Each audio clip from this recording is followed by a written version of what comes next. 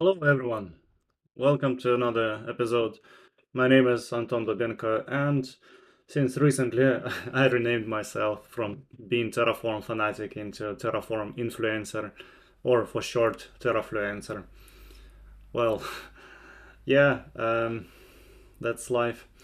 I have also made some updates to my eyes, so I can now see things a little bit better.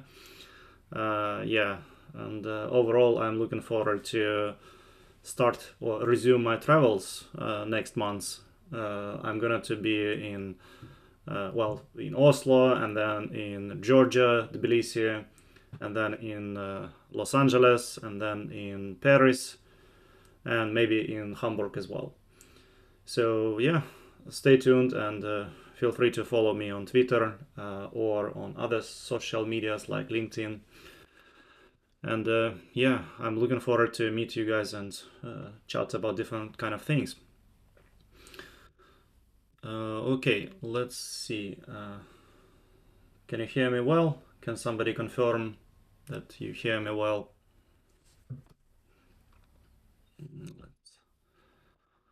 I don't know if you can hear me on LinkedIn. Mm, let me see. LinkedIn is. Does it work even? Come on. Let's see. Yeah, LinkedIn should work as well. Okay. Uh, cool. So yes, excellent. Thank you very much, guys, for confirming. Okay, let's move on. I don't want to spend a lot of time talking about kind of boring stuff, but nevertheless, I have a few things to share. So it's been 2 weeks since I posted that I'm looking for more uh, sponsors who would like to have the logo and actually quite a decent support from my side for their business if they want to sponsor Pre-Commit Terraform. So Pre-Commit Terraform is one of the projects which I have, and it has been maintained quite nicely, mostly by a couple guys who are doing lots of reviews. So thanks again. And yeah, this is how it looks like. So you will have your logo here, and as usually, I will make sure to mention your company name in many different places. This project itself has been used or downloaded quite actively. As you can see, it's how many? It's about 10,000 clones a day. So yeah, that's how it is. Okay. Also, feel free to sponsor me on GitHub sponsors because, as you probably know, uh, open source is what pays me salary. That's it. That's simple as that. I don't have 9 to 5 work. I just have a lot of open source projects and some consulting in between, but mostly open source. So big thanks to all these 42, or actually more than 42 sponsors who are funding my work. Okay, let's see. And weekly TF is is continually successfully publishing. Well, I don't know what I said. Anyway, I continue to publish weekly TF every Wednesday. Well, sometimes I mix Wednesday and Tuesday, like this week, so it went out on Tuesday. But nevertheless, people seems to read it, and once more, big thanks to Bridge Crew for sponsoring this newsletter. For those who don't know what Bridge Crew is doing, well, it's continuously a Terraform security and compliance platform, and yeah, they have a lot of integration to help you with your infrastructure as code, not just Terraform. Um, okay, what else I want to share? Well, that's it. Yeah, let's talk about the main subject of the day, which is going to be the continuation of development of Terraform Serverless Patterns. Last week I started with that, then I was absent for like 3-4 days at the beginning of the week, so I didn't do much. But overall, the goal is the same. I want to develop more patterns which are available somewhere here. What? Back to patterns. Right, okay.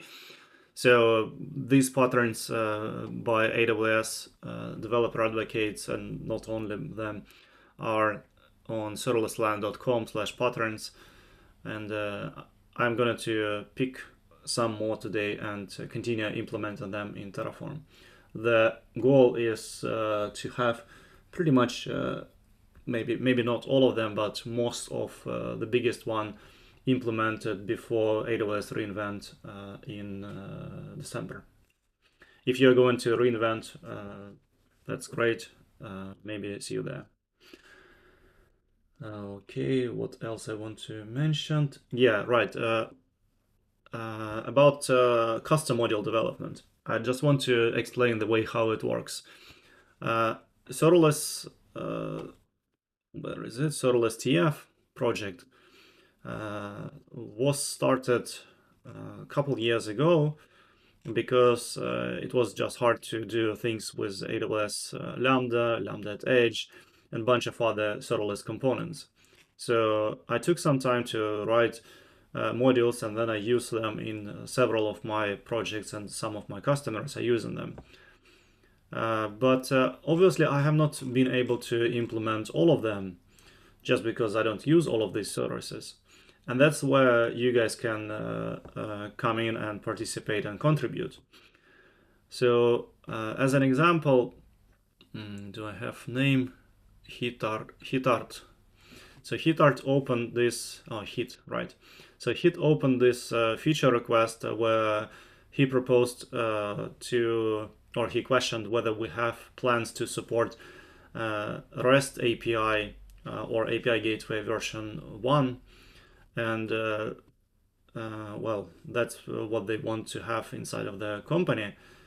I didn't do this module because I have never used this service with Terraform. So that's pretty much the reason why there is no module inside of Terraform AWS modules. I may have some resources laying around for some different projects, but it's not on the same level or the same quality as the rest of serverless.tf modules. So the solution or the proposal which I described here is that his company or his employer or anyone else can join as a sponsor and sponsor the development of it. So this is how it's done. Company pays money, I do the work, I publish it in the open source, and then I maintain it for pretty much the rest of the life. Yeah, I don't know what will come sooner. I give up working with Terraform or I die. I don't know. Anyway, we have 49 modules right now, and some of these modules were developed by different contributors, like different companies, and then they donated it. In most cases, it's very hard for me or for Brian to come up with like a framework how to write a module which we can easily adopt and continue maintain. That's why I recommend that I write this module, make it public, make it open source, and company just pays money.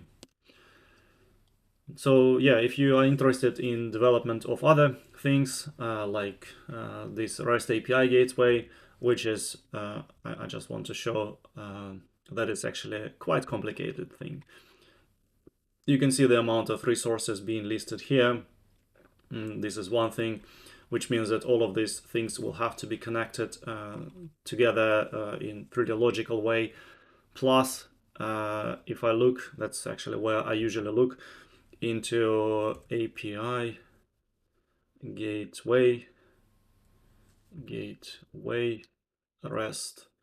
So here, no, that's bad. API gateway. All right. No, I just want to show you how I usually see. So in the change log of this provider, I also want to see how often different fixes were introduced into the resources of this service.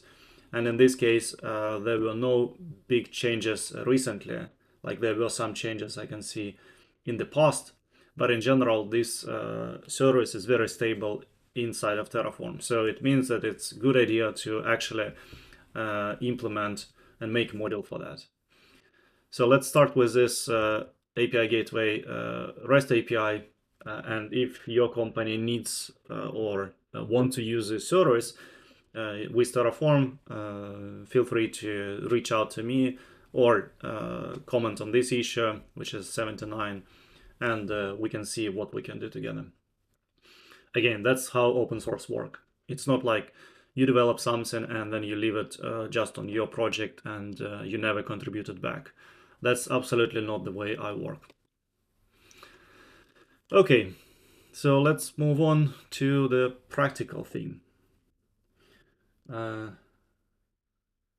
Will I get paid? If you get a sponsor and I decide to participate, will I get paid for the contribution?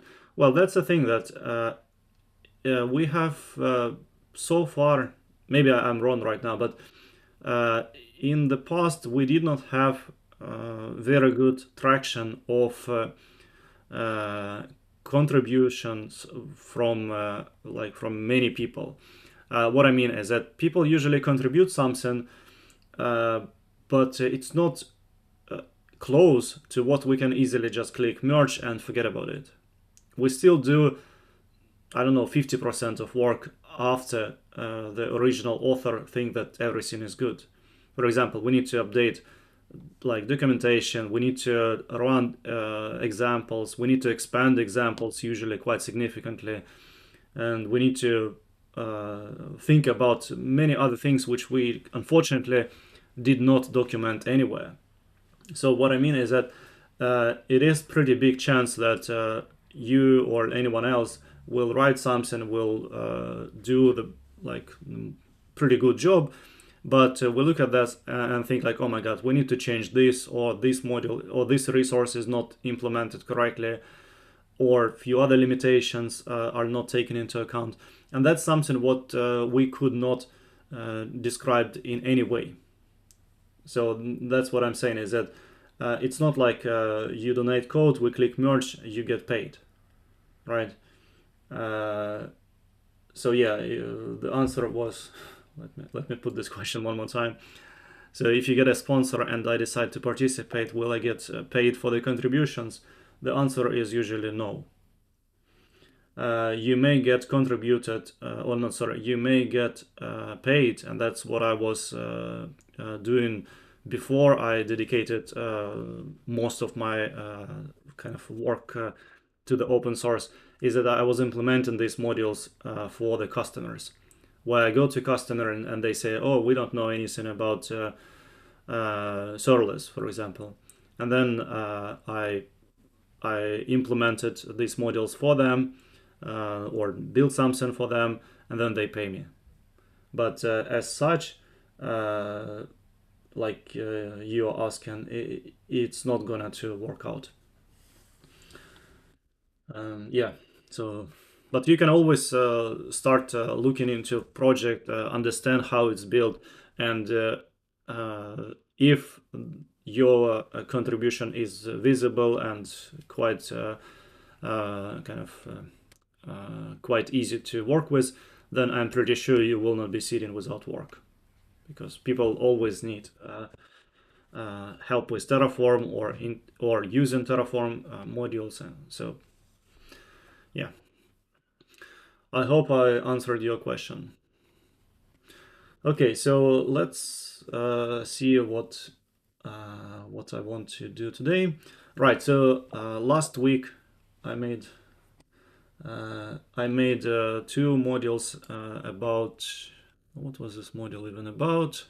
Yeah, so the modules were about making Terraform Lambda function and Lambda layer.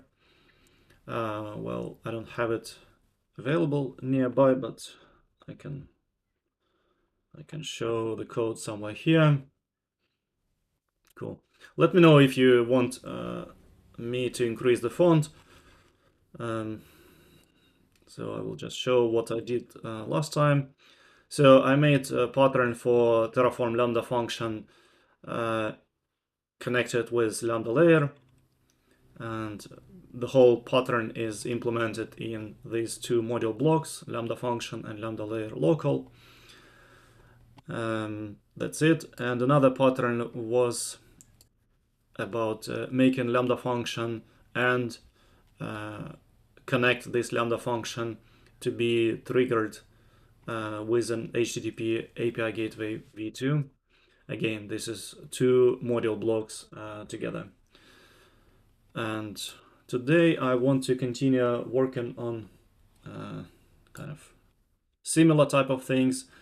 It will be, let me see, the way it is. Yeah, this one, S3 Lambda Terraform. So let's imagine that I need to create a Lambda function that will receive that receives events from S3. So when object is uploaded into S3 bucket, Lambda function should be called, right? So Lambda function consumes object created events from Amazon S3 bucket. So overall, this piece of code, which is here, is pretty straightforward. I will implement it in similar way, just using Terraform AWS modules. So let's do the following. It was S3 Lambda Terraform. So what I need to do, I'll just copy this guy from here. Can I copy it? No, copy, paste. Okay, let's call it S3 Lambda, Terraform S3 Lambda.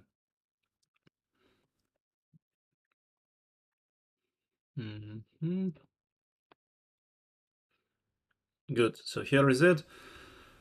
Let's close this. And let's open the original piece of code just to compare what is there.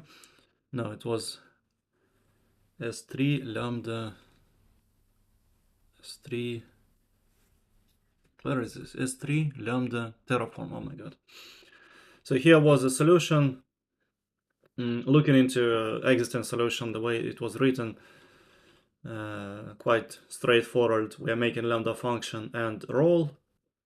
And we are attaching inline policy to this role to create logs. Well, that's kind of obvious. And then this is like the key here, is that, no, not this one, sorry. Yeah, we are allowing this Lambda function to be invoked by S3. Again, quite obvious. And this is a way how we are integrating it with S3 bucket. So S3 bucket will emit a notification event, which is S3 object created and then something. And we will call this Lambda function IRN when this event happened. So pretty much three things: Lambda function, S3 bucket, and bucket notification. And the source code, let's see if it's a good idea to use it. Yeah, well, not the best code snippet, but still, yeah, we can use it. Hello, Anton. Let's put it on screen. So Anton says, hello, Anton. That's pretty cool. That's like recursion. Okay, so what can we do here? It's going to be, no, Lambda function. And here will be S3 bucket. Of course, as usual, I'm not going to write pretty much any line of code myself. I'm going to go into examples because it's already very well implemented example inside of notifications, where we will be looking into all notifications. Yeah, looks good to begin with. So again, we have Lambda function and we have S3 bucket with notification. Pretty cool. So this is gonna to be just one type of notification, which is Lambda notification. But again, can we? Yeah, well, we can of course make this code very flexible, and as soon as there is an event, we can notify not just Lambda function, but we can also notify SQS or SNS. Yeah, but okay, let's focus on just Lambda function. So we are gonna to make this is it. It's called S3 bucket, and we call it S3 notification. Right? Yeah, S3 notification, but we also need to make a bucket. We are making bucket like this.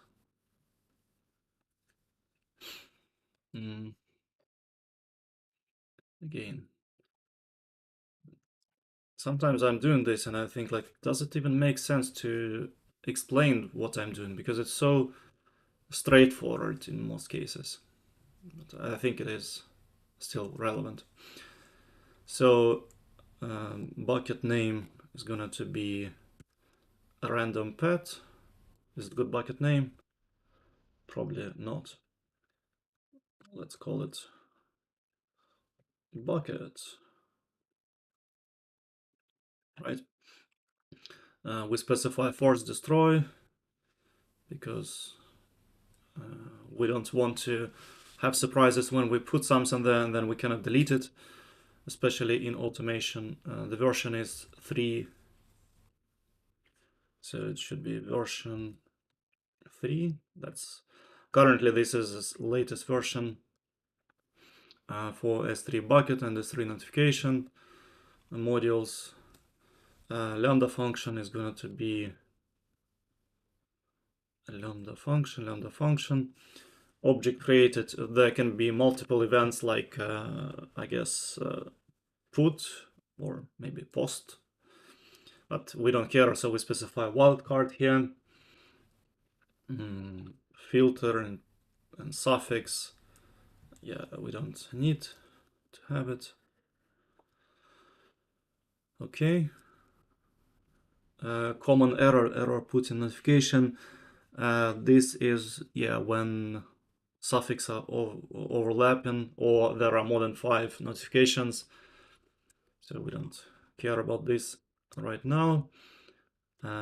Tags we need to have probably for the bucket, but I don't think notification has any. Let's see, does notification have tags? No, tags doesn't have any notifications, so this doesn't make sense here. What is it? Terraform S3 Lambda, and module name is S3 bucket. That's cool. This is S3. Okay, so Lambda functions should be allowed to be called by S3. So we change it on S3 bucket side is okay, but the side of the Lambda function. Let's take a look how it's supposed to be implemented. This one, no. Where is this Lambda function? Lambda function. Here I just don't care about it. So it was not really complete. Here I'm just making Lambda function, but I'm not attaching any policies to it. That's wrong. I can go to Lambda function example and find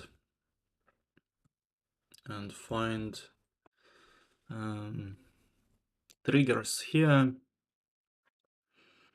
and find trigger.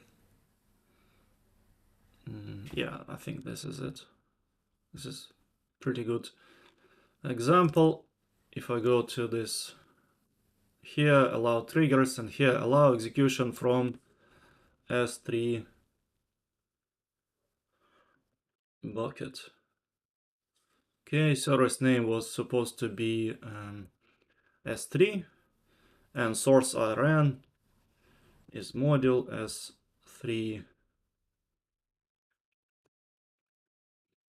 S3 bucket, and let's see how it's called. S3 bucket ID or IRN. Yeah, I guess IRN. It should be source IRN, so we provide S3 bucket IRN. Cool. Okay, one more time. We have Lambda function, which is gonna to be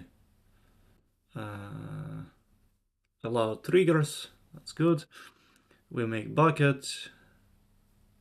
We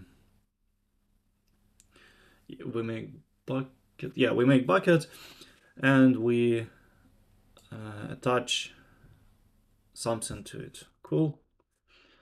All right, so that was simple, but does it even work? So Terraform S3 Lambda init upgrade. It will fail because I have a lot of things inside of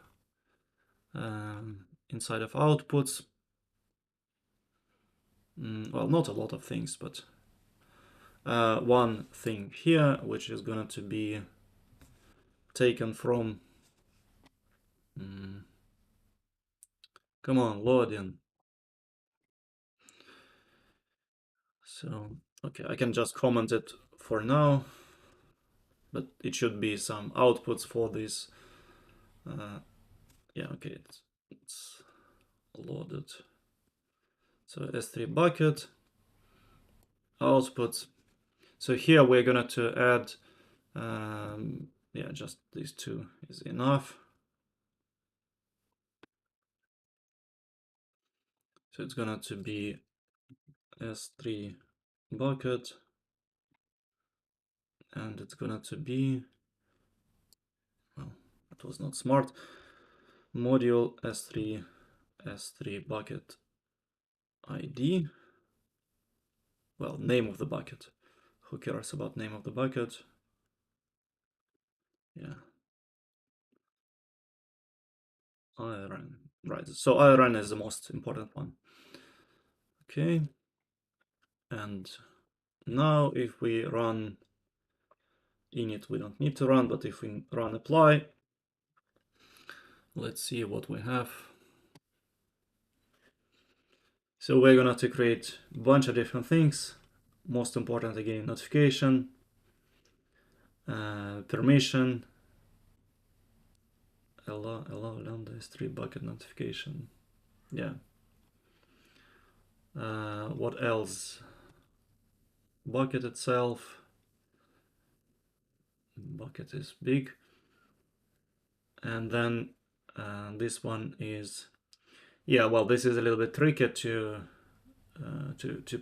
predict, but the point is that since we're creating Lambda function, which is gonna to be with two aliases, like current version and unqualified alias,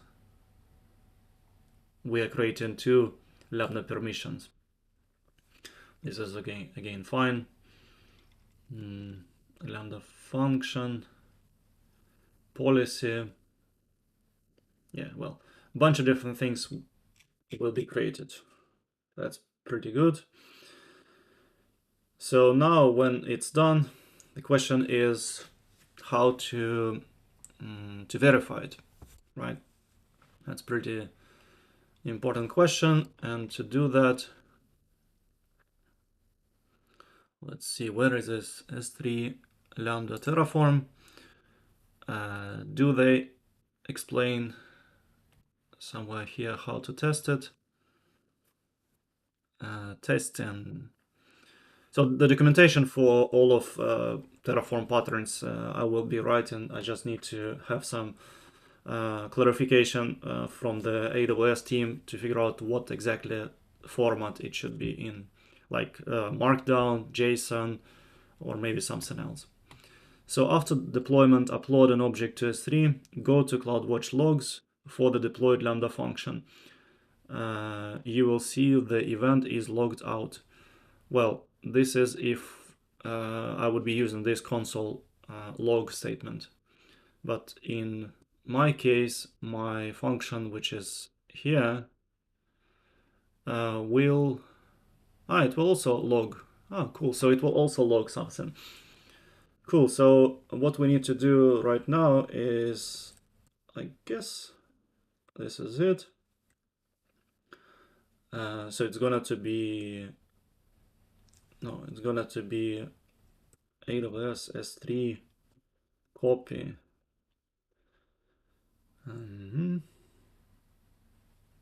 Where is this bucket name? No, here is it. Right. So we are going to upload here, and then file name will be test.txt. And what we're going to upload? Yo, man. Without exclamation mark, because it will break.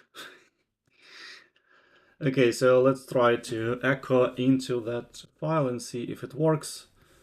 Of course, it doesn't work.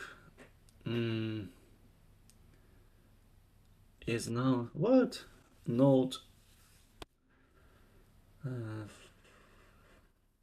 What do I do wrong? Invalid choice. CP. No. Ah, right. Yeah, CP in wrong place. Right. Do I have this file now? S3ls. Yeah, I have this file now. Cool. So I was able to upload this file using my kind of AWS CLI locally. That's good. So now if I go to can I do this from the command line? No. The answer is no. I need to go to console, and to do that I run AWS L, which is my alias for L. So this is my alias to assume role and open browser. So if I just type AWS L and then go to my Chrome, and now I should go to Lambda. I see some Lambda function, including this one, which I updated 3 minutes ago. If I go there and I click into, I guess, monitor, and I click into logs, do I see something? No, I don't see anything. And the reason for that is that it was probably not executed. I think so. Log group. What was the name? Legal whale. This one. Yeah, I don't think it was executed. Let's look into this function and see what or how it was configured. So triggers when file, it has to be inside of prefix, and suffix should be JSON. Yeah, I completely forgot that I specified prefix and JSON. So let's go back to this thing and make another file, which will be prefix.json, and it will be inside a folder called prefix. Right? Good. So now I have put this file. It should satisfy all requirements. If I go to monitor now, do I see something here? Not yet. Do I have something in the logs? Yes. Good. So this was executed, and the event was object created put, and I put this prefix text JSON, and that's pretty much it. So what it means is that I uploaded file, and then my Lambda function was executed. Pretty simple, like really simple. Why I don't see anything here? Maybe I need to just wait a little bit. CloudWatch logs. Yeah. I don't know. I need to refresh maybe.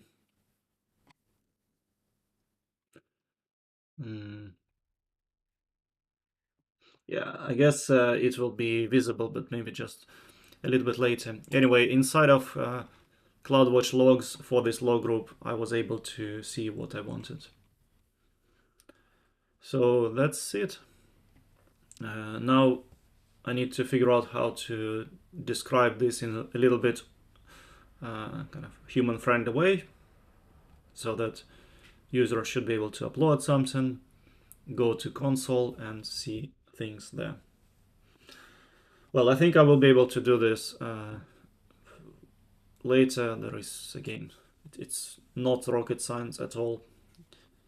So let's move on to the next pattern. If you have any questions about this, or you want to question, don't hesitate.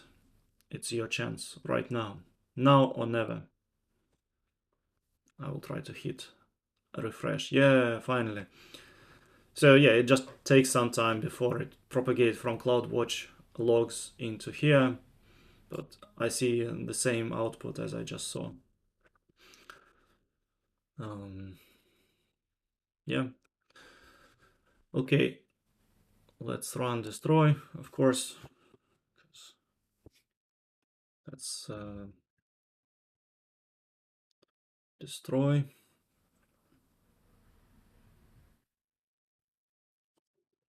And if I destroy it, will it work? Yes, it says that it's working. Okay. Right, okay, so let's move on. This was the first one, which is rather straightforward.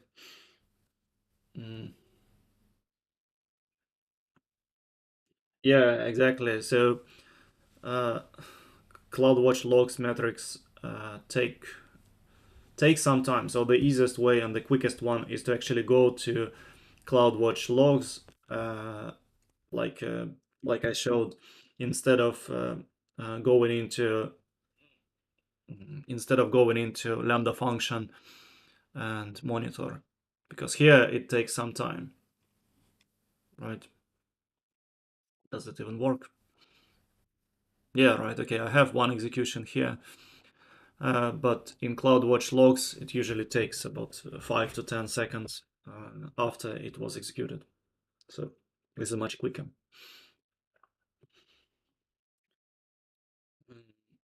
You say that it may take 5 to 10 minutes for logs to show up.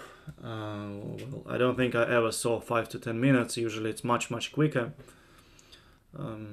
But yeah, can be.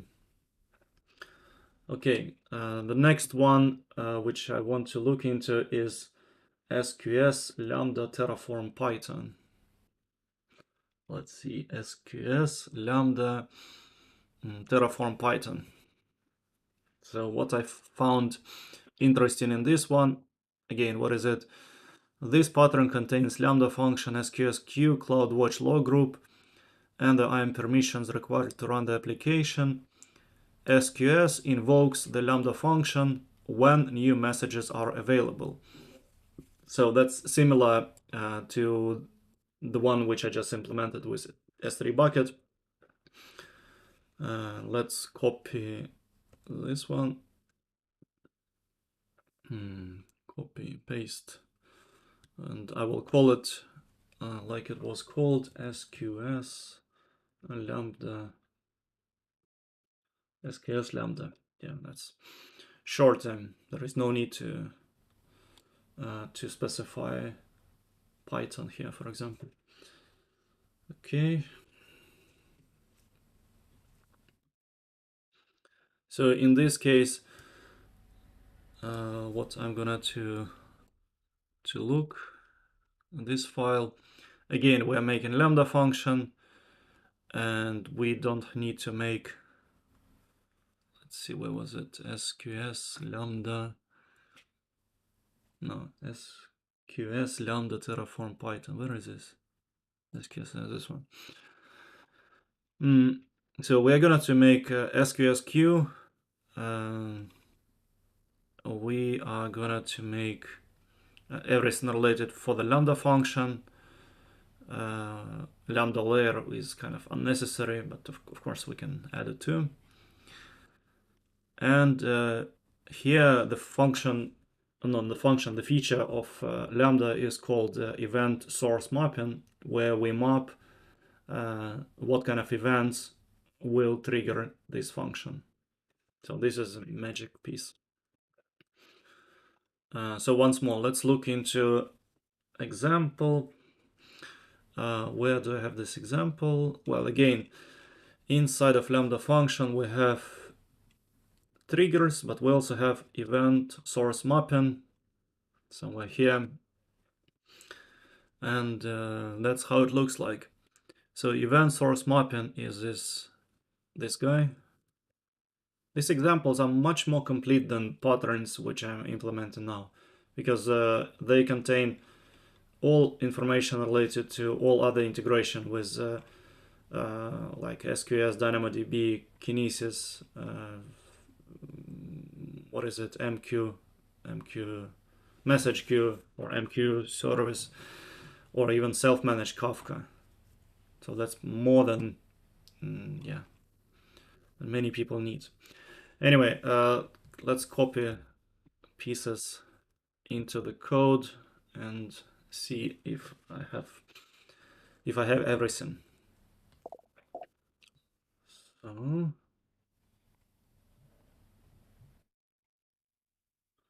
let's see. Yes, it does not help with the anxiety of seeing that everything is working, or to see the results.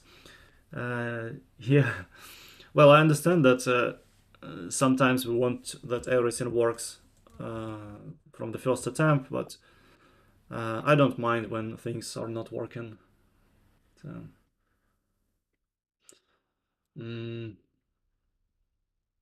let's see, what is it? I have read that there is a lot of AWS services that works under queue principle. Well, not just under queue principle, but yeah, it's another type of scale which we probably will not be able to have in most of projects.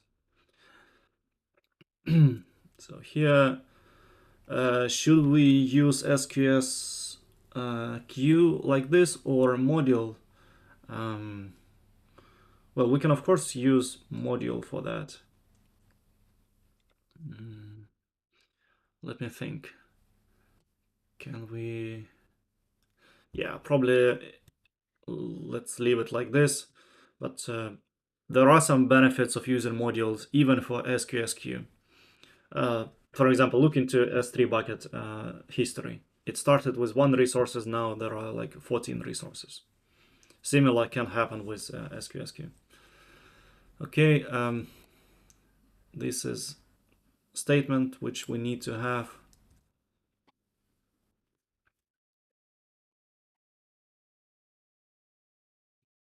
Allow failures to be sent to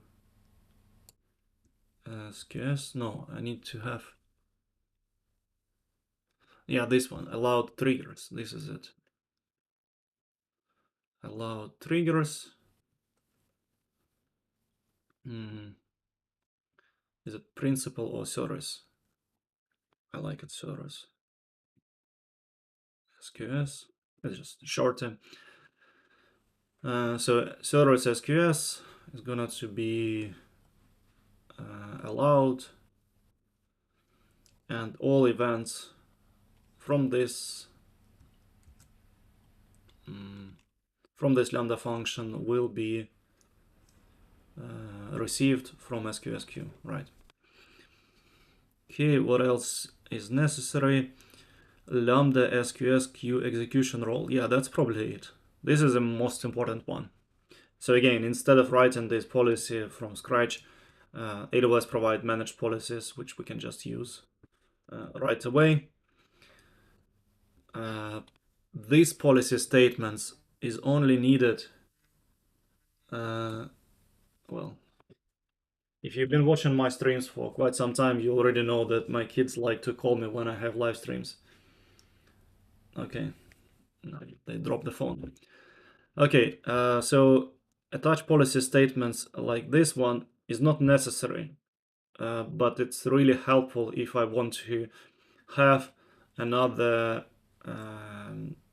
like failed events to be sent inside of other queue. That's not the part of this demo, so we can easily skip them. So attach policy, we need only one.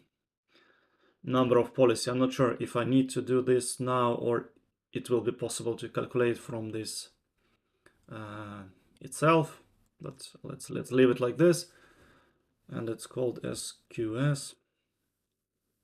Right, so Lambda function with allowed triggers, with event sourcing, with policy. Looks simple. What else do I need? I need SQS queue, and that's it. Oh, that was simple. So I just need to have another SQS queue, SQS, no. I like when it's really aligned like this. And it's going to be just one queue with this name. Again, I don't need to provide policy on this queue, but if I would need, then I probably need to write something like policy somewhere here and figure out. If I have to do this, then module is already beneficial because module may have some canned policies. Okay, so that was it. Lambda function, SQS queue, and let's see how it works. Terraform SQS. Let's update something.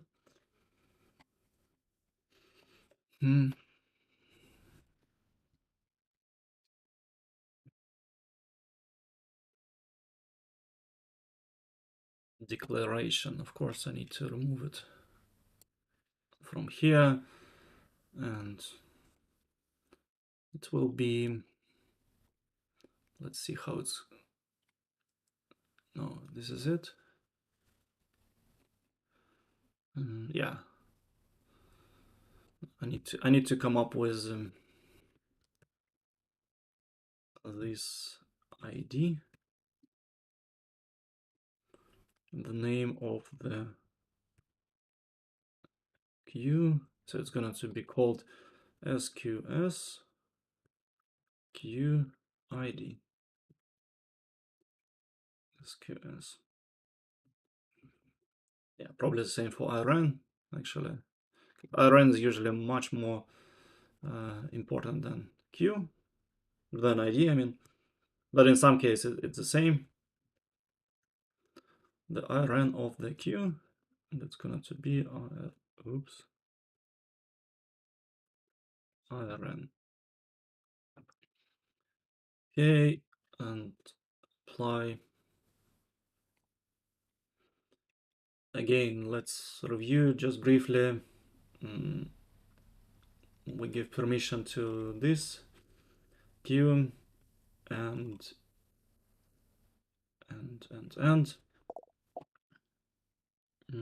that's it. That's, yeah, and SQS queue itself. Well, looks simple. It will be easy to understand if it works just by trying it. Okay, while it's making progress, let's take a look into the Lambda function. Again, it looks very simple that we are going to see something inside of logs. Let's see how they wanted us to test it. And example event payload from SQS to Lambda. Oh my god, I don't want to even think about this. So, oh yeah, that's what I wanted. So I need to just send message to this queue. So I probably need queue URL. Right, I need queue ID is probably queue URL. Sometimes when I see it's referring to queue URL and I'm lazy to open documentation, what I do is just go into Terraform state file and search here for this queue. Yeah, so this resource, and then all these attributes is what I have access. So ID looks exactly like URL. So that's, yeah, but there is also this URL. So ID and URL, they're the same. Okay. The way I can send message is output raw. Of course, I don't know what exactly will be the queue URL, so I need to get it by SQS queue ID. Okay, let's see if it works. So I was able to send this test message into this URL.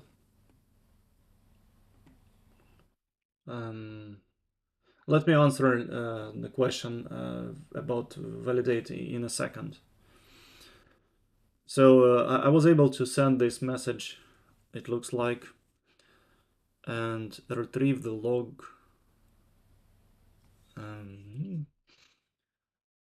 Yeah, well, of course I can look into this from the command line like this one.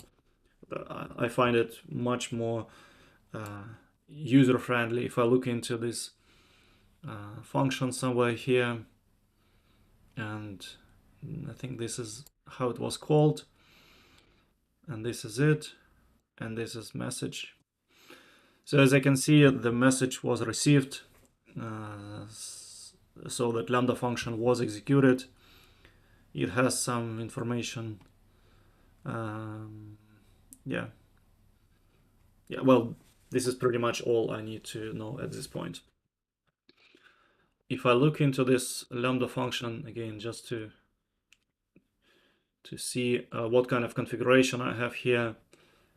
So the SQS is trigger, and these are all the properties like how SQS will be integrated and what kind of triggers will happen.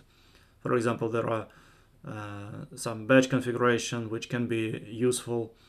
Sometimes you want to do something when it was not possible to deliver, or you want to retry certain conditions, and so on. All of this is possible to customize through Terraform. Okay, what else can I do here? Oh, that's pretty much it. I don't know what else I can do here. So now let's see what I want to say about this.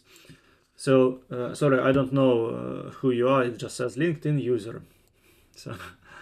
So dear LinkedIn user, you wrote, I noticed you didn't call Terraform validate before Terraform apply. would you recommend running some of the pre-commit hooks before every apply, or is it unnecessary overhead while validating small changes? The thing is that Terraform validate will do subset of what Terraform apply can do. And in many cases, when I'm working locally, I don't really care about how code is formatted or how code is validated or not all the time.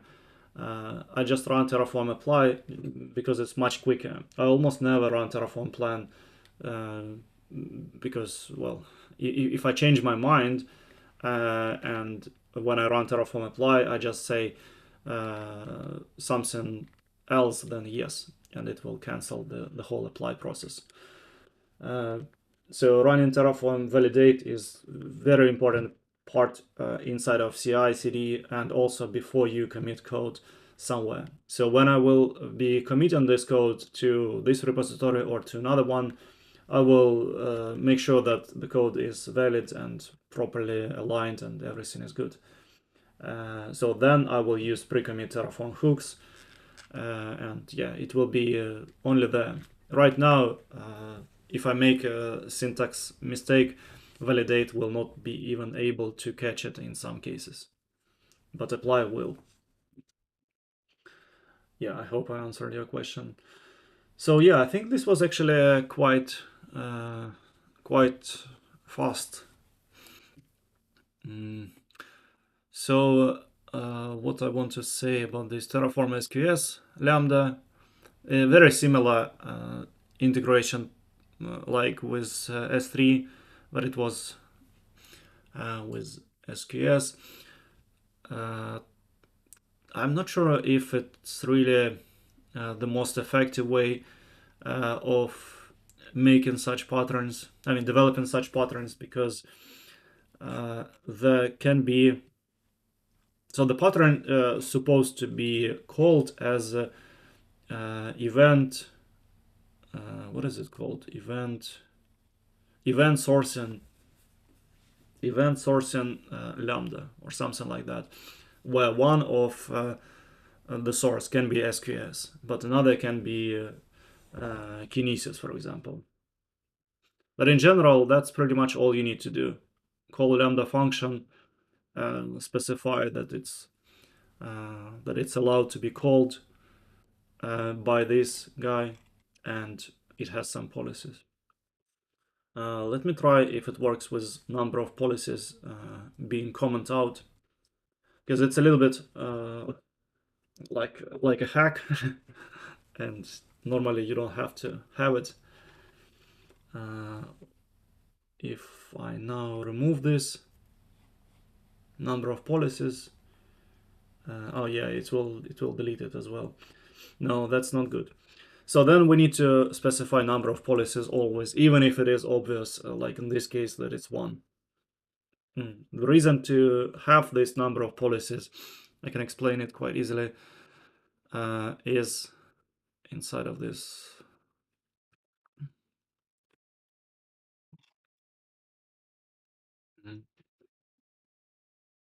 Yeah.